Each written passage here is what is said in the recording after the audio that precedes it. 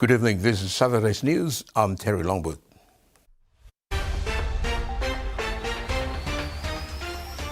In this edition, Book Treaty reaches milestone, relief supplies for communities underway, and Hekari registers second win.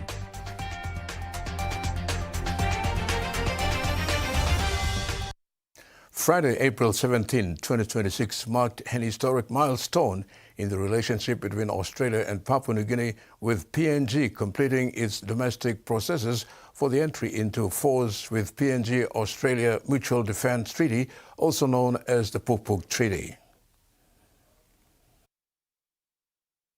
Papua New Guinea has led the charge in certifying the Puk Treaty. Australia will therefore follow in the next couple of months and finalize the certification. The Puk Treaty will ensure very high and professional standards in recruitment, training and force preparation.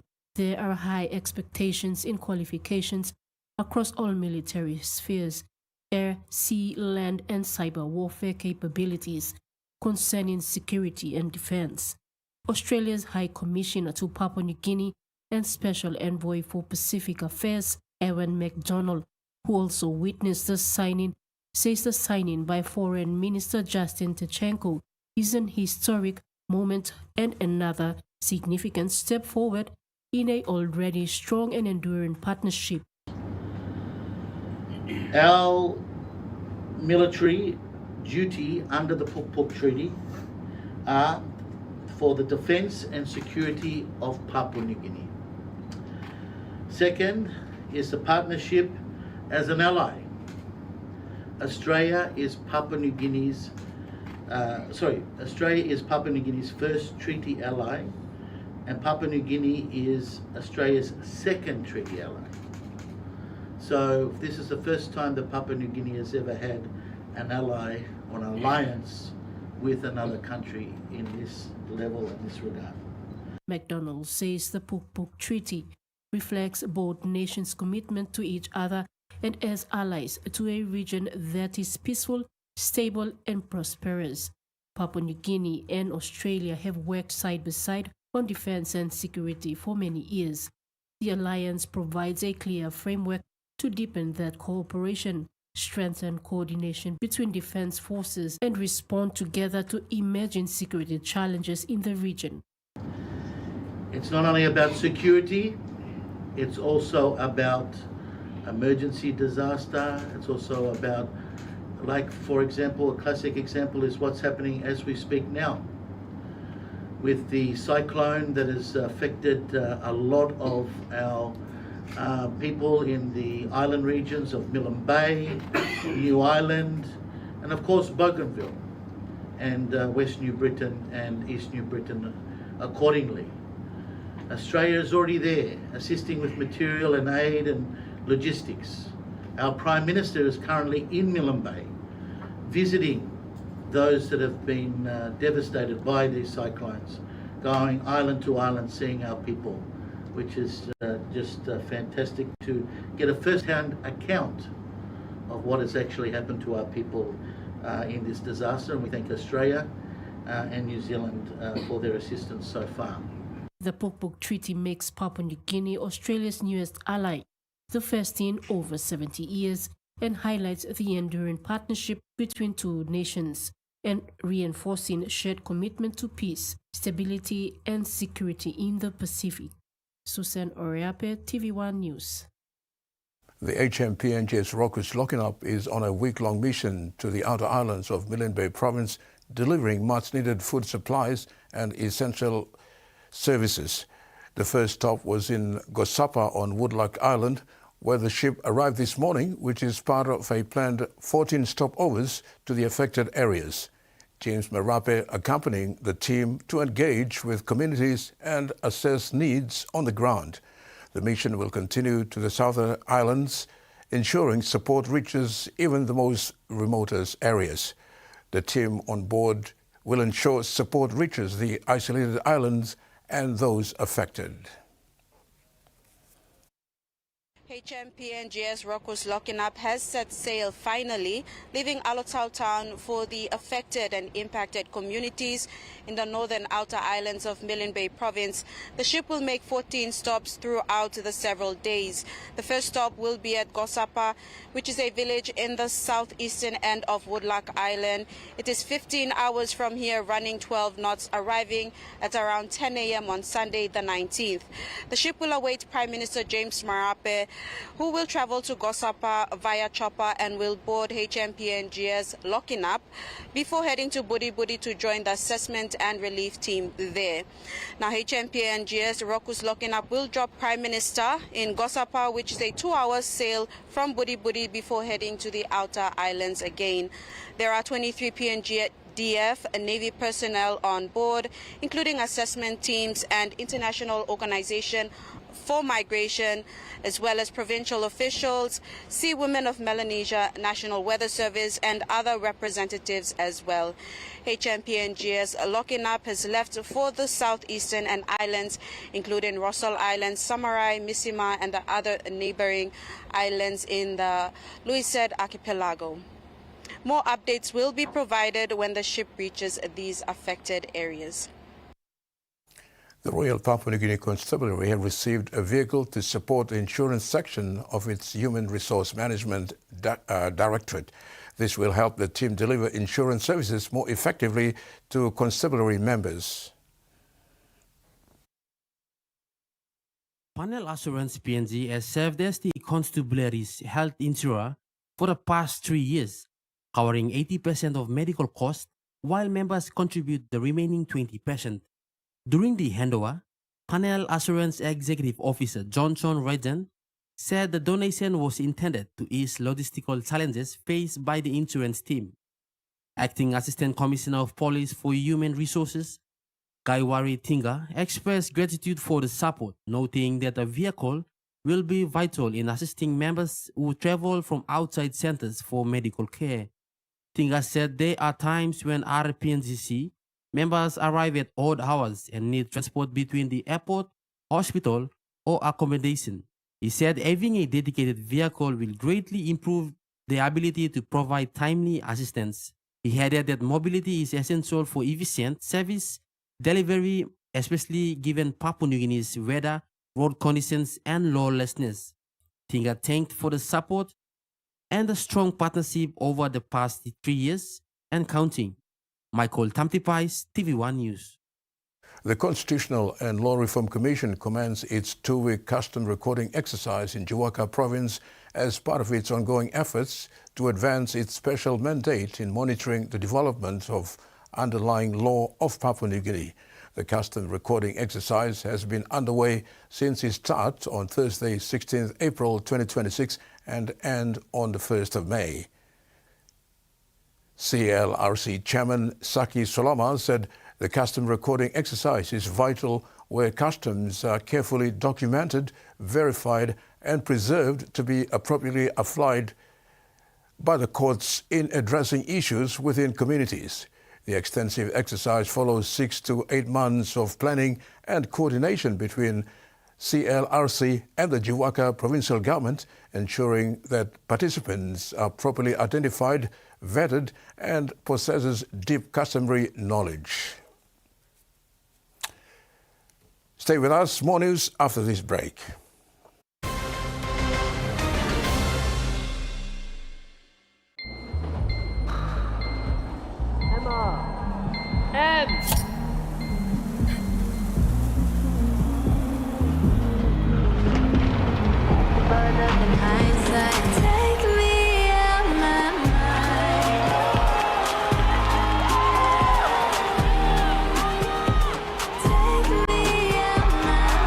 When you're all in, anything can happen. Grab a Coca-Cola and enjoy the moment.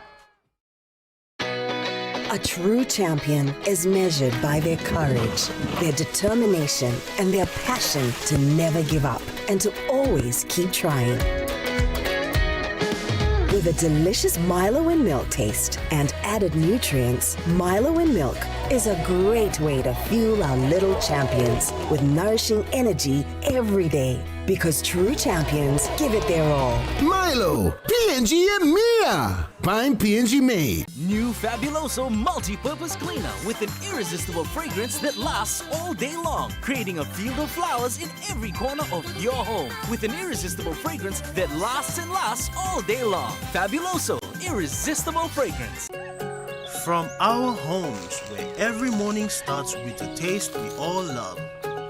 A taste that holds memories and shared stories. A taste that can bring friends together. Made with care and loved in every corner of PNG. Inspired by our champions and rooted by our family values. Snacks, so crunchy and tasty, it's irresistible. Welcome back. Joe Wemin served the government of Papua New Guinea in various fields, working in departments, state-owned enterprises, statutory bodies, NGOs, and the church organizations.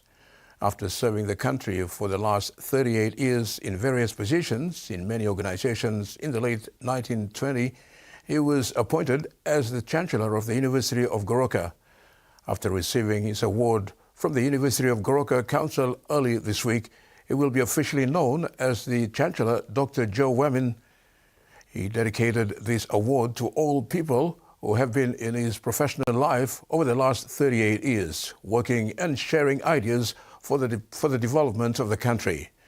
One of the highlights of his working career was his appointment to senior positions in the National Planning Department before being appointed to the Chief Executive Officer of Motor Vehicle Insurance Limited for the last 6 years, from 2012 to 2018. He served under many politicians. Australia and Japan have signed a multi-billion-dollar contract for the Navy's new warships.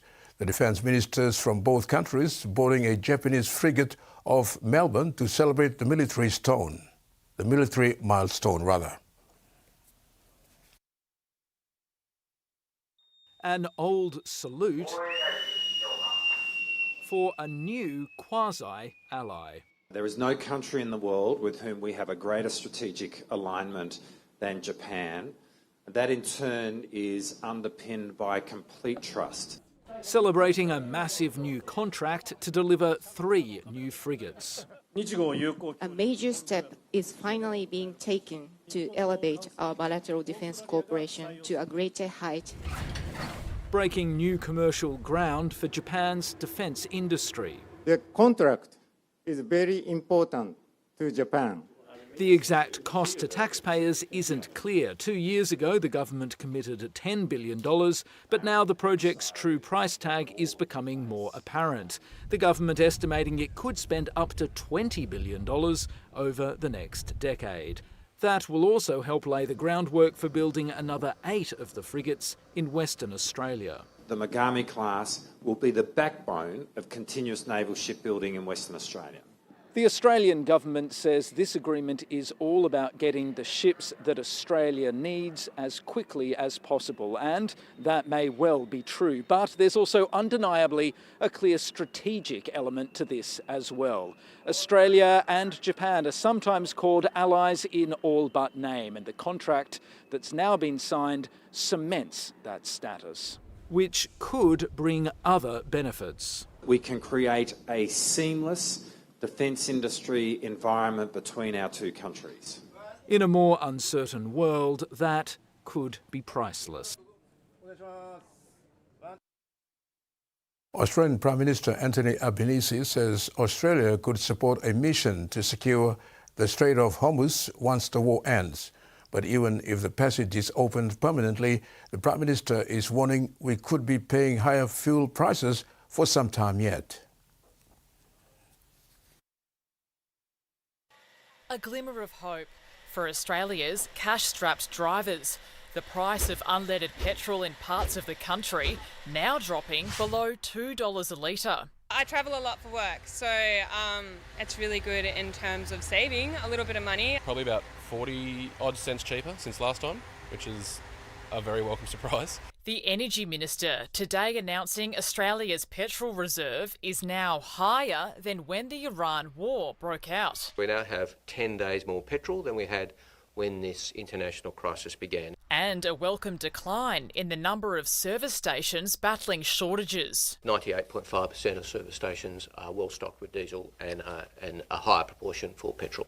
The ABC Fuel Tracker, which examines thousands of petrol stations across Australia, shows the average cost of petrol is now $2.07 a litre and diesel is now $3 a litre. But the Prime Minister is warning cost of living pressures will continue. Even if the Strait of Hormuz remains open, he says the oil price will remain high for some time. You're talking 90 days before the expectation at least. Following last night's virtual meeting of nearly 50 world leaders, the Prime Minister revealed there'll be a second meeting in London next week to continue discussions around joint action to protect the Strait of Hormuz, leaving the door open to committing military assets to safeguard the shipping channel. For example, we already have the E7 there that's providing a role. Australia should do whatever is reasonable and is requested of us to help out with that. The government also announced it will maintain relaxed fuel standards until September and has secured enough supply until the start of June. Sports is next. Stay with us.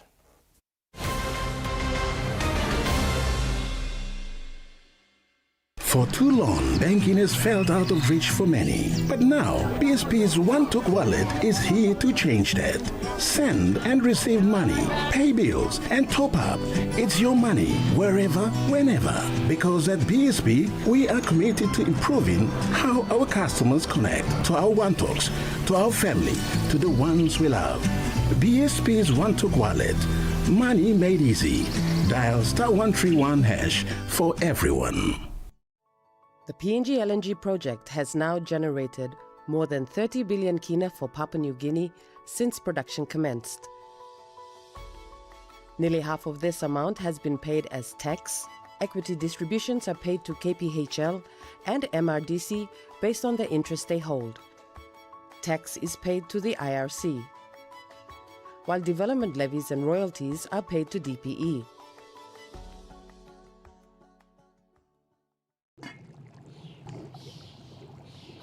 Hiya, Mama.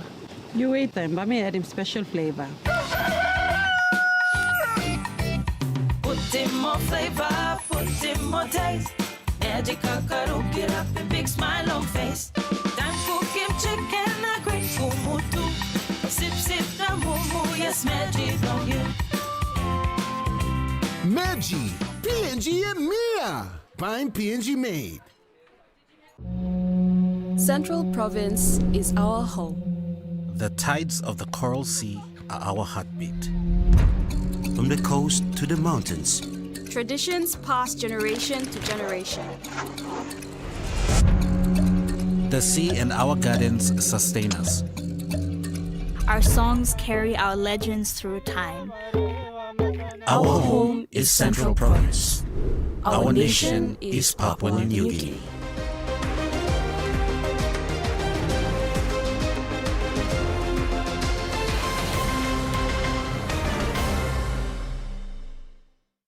Headlining our sports stories this evening, the PNG Hunters produced a stunning second-half comeback to upset Host Plus Cup front-runners Ipswich Jets 26 points to 24 in a tense round 6 clash at the Santos National Football Stadium. The PNG Hunters began explosively racing into a 10-0 lead through early tries from Benji Court and Trevor Solo. Support that inside. As he got the legs, he's got to go all the way. The Hunters have gone bang, bang. Ipswich responded with 3 unanswered tries to lead 18-10 at half-time. Comes back to Empire again. What can he do this time? Oh, beautiful He just took that out of sight. After the break, the match turned its head in favor of the home side with man-of-the-match performance from Bruce Bawase crossing for 3 second-half tries to put the Hunters back in control 26-18 before the Jets added a late score but Hunters held on for a famous win 26-24 at full time. It was the Hunters' first victory since their round 1 win over the Clydesdales, ending a run of 4 straight losses. Coach Paul Ayton admitted he felt relieved after the result. Oh, it means a lot to us. You know, I suppose you could say we've been under a little bit of pressure. Internally, I think we've been all right, but it's all that external noise, and we've been working hard to shut that external noise down and know that, you know what we can do if we just give ourselves a chance. Completions, you know, it all comes down to completions and where you turn the ball over, and extremely proud of the boys, and actually both sides. What a game of footy. Belief and faith. You know, we've been talking about this over and over, but you know, over the last couple of games, even last week as well against 4th place Tigers, you can see we're in the game and we're starting to figure it out. And I really compare it back to my first year in 2024, where we just couldn't put the back-to-back sets, and it's just about instilling that belief in the players that, you know what, you can do it, boys. You put 2 or 3 sets on them, also feel him too. So it was more so proof for the players that they can do it. You know, at the moment we're sitting tied last, and they're in first place. So you know, we can beat anyone on our day. Just got to have that belief and stick to our structures and processes. Jets coach Ty Ingebrigtsen praised the opposition start and the competitive second half. Yeah, they started the game really, really well and got to that 10-0 lead, and we clawed our way back into it in the second half, and got it to 18-10, which I was really, really happy with at half-time. We showed a lot of resilience there, and after that fast start, and then as PNG Hunters are known for, especially here at home, they come out of that second half and they just played some really exciting footy today, and yeah, we just couldn't go with them in the end, and it was a close game, and yeah, credit to them. That's a great win for them. At full time, the PNG Hunters running out winners 26 points to 24. Terry Longwood, TVWAN Sports. Vipers coach Wellington Albert has praised his side for their resilience in the big win against the PRK ESO in Saturday's thrilling 18-12 victory in round 2 of the Diesel Action Mobile Cup clash at the Santos National Football Stadium. Corner. Ball is on the ground and picked up. Both the Vipers and ESO enter the contest in good form, having won their opening round matches. The game had several young players graduating from the PNG RFL National Youth Competition. The youthful talents on display showed promising signs that they are ready to compete at the top level. With the score locked at 12-4 late in the match, Vipers' explosive winger Benjamin Boas cut in on the right edge and scored in the corner to give Port Moresby Vipers their second win of the season. Beautiful pass away. Brown is heading for the line. That was Benjamin actually. 18-12 at full time. After the match, Albert commended ESO's new coach David Wesley and his players for their discipline and resolve. We knew it will be, tough going against Gulf ESO because they had a, really good coach, and they played really well against last year's grand finalist, Mende Muruks as well, and they won. So we knew the challenge would be, tough, but some parts of the game that we made it hard on ourselves as well. But we prepared for tough, hard games, so that we've clearly shown the result there. Albert singled out several recruits and praised them for their strong preseason work. Yeah, young Jeremiah Benz, he's been, with us since the preseason and that, and he worked really hard through the preseason, and he's a, great talent coming through, and it's only the second game, and we can show what he got there, but he got a lot of stuff to do. A lot of stuff to work on as well, so credit to him. Ben, Vipers fullback, won Man of the Match honors. Playing on the big stage for the first time, he said it was a great feeling to have the family and the fans getting behind the team. Feeling was great. Family, staff wanted me plan. Solo sideline at for me plan. Boys, 2 players, team players, wanted me play coaching staff, players at team. Yeah, me feel I'm a master. I think, yeah, plan need to work all play area belum blah. First half alright, Fatty come inside. Fatty come inside, when me time, plenty fumbles na. Yeah, me plan need to work close. Terry Longwood, TV1 Sports. PNG Hekari FC have wrapped up their OFC Pro League regular season in dramatic fashion, scoring a stoppage time winner to defeat South Melbourne FC 2-1 in Bar, Fiji. In their final match of the regular season, PNG Hekari were determined to finish on a high, while South Melbourne were fighting to strengthen their position inside the top two. Under sweltering conditions, the match turned early. Just 7 minutes in, South Melbourne's Alex Menelau were shown a red card following a VAR review, leaving the Australians down to 10 men. Moments later, Lekima Gonerau took advantage, unleashing a stunning long-range strike in the 8th minute to give PNG Hekari the lead. Keeper Charleston and dipped under the bar into the net. And PNG Hekari FC getting their... Hekari dominated possession and piled on pressure throughout the first half, but South Melbourne held firm. Isva Sin and Aaron Cox both came close, keeping the contest alive. South Melbourne returned with renewed energy after the break, making 3 half-time substitutions.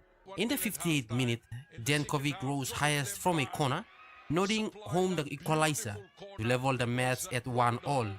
Both sides chased a winner. Logan Beaver nearly restored Hekari's lead on the counter, while South Melbourne continued to press, forcing several sub-saves from goalkeeper Biasu. As the match drifted into stoppage time, PNG Hekari found their moment.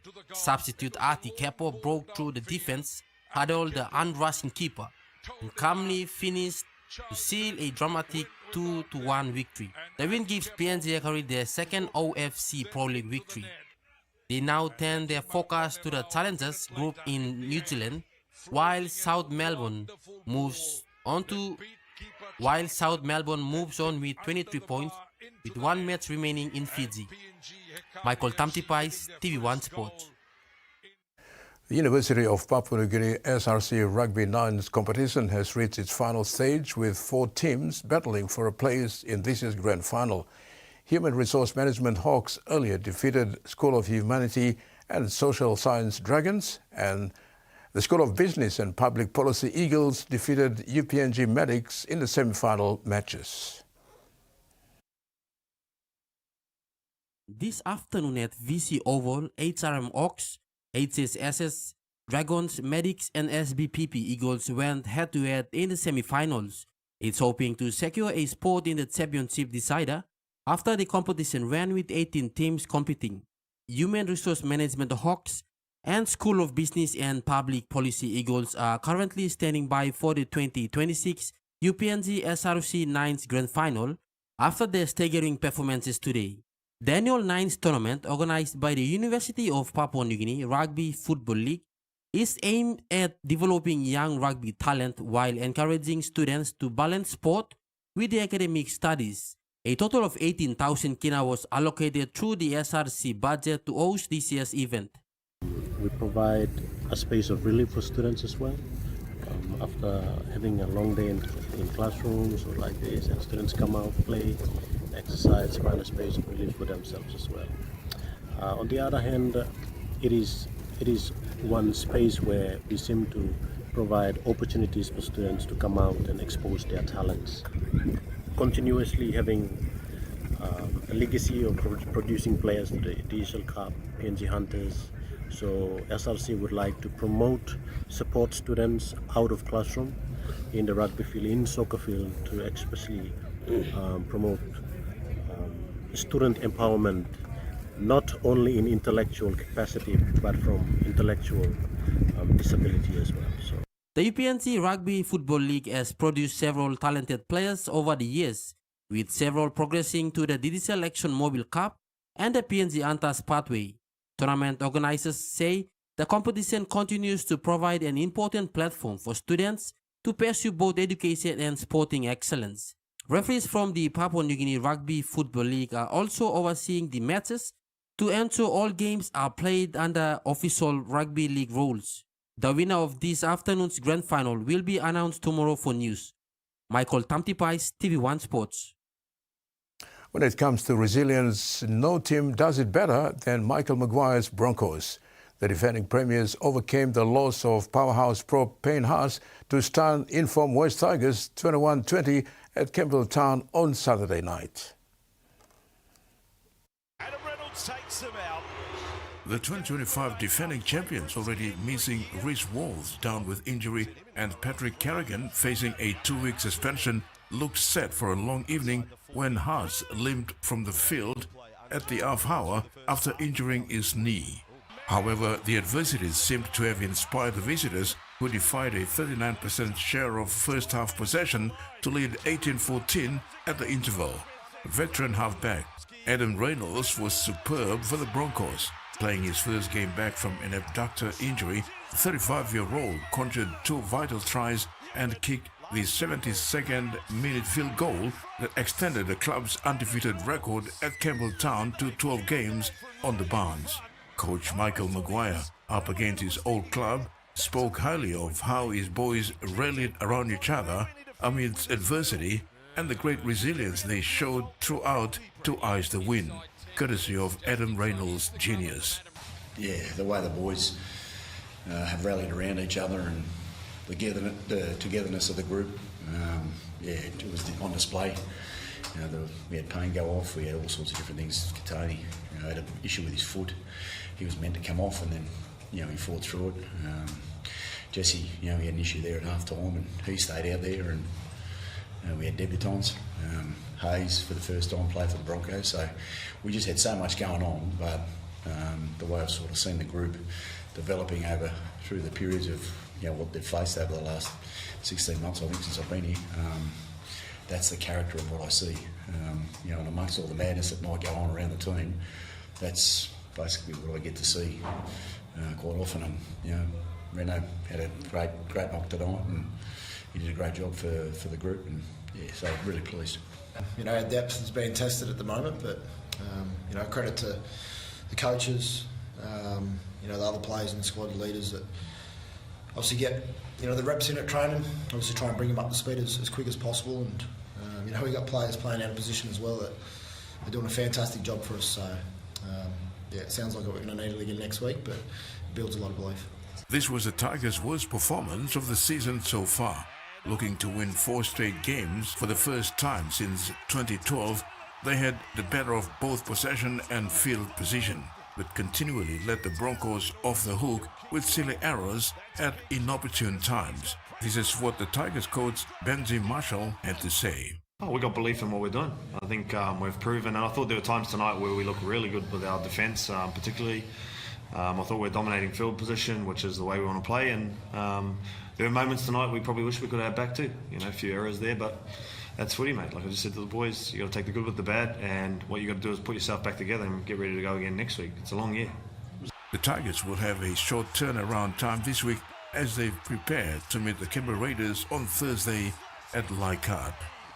Terry Longwood, TVWAN Sports. And before we go, let's have a look at the weather. Southern region, Port Moresby cloudy periods with brief showers. Daru partly cloudy. Mase rain showers and thunderstorms. Madang rain showers and possible thunderstorms. New Guinea Islands, Coco Point Rabaul cloudy with rain and showers. Thunderstorms. Buka partly cloudy with some showers. For the Highlands region, Goroka, Barnes, Kundiawa cloudy with rain showers and possible thunderstorms. Mendi, Tari and Wabeg cloudy with rain, showers and possible thunderstorms. And that wraps up our Saturday news. Have a pleasant evening. Good night.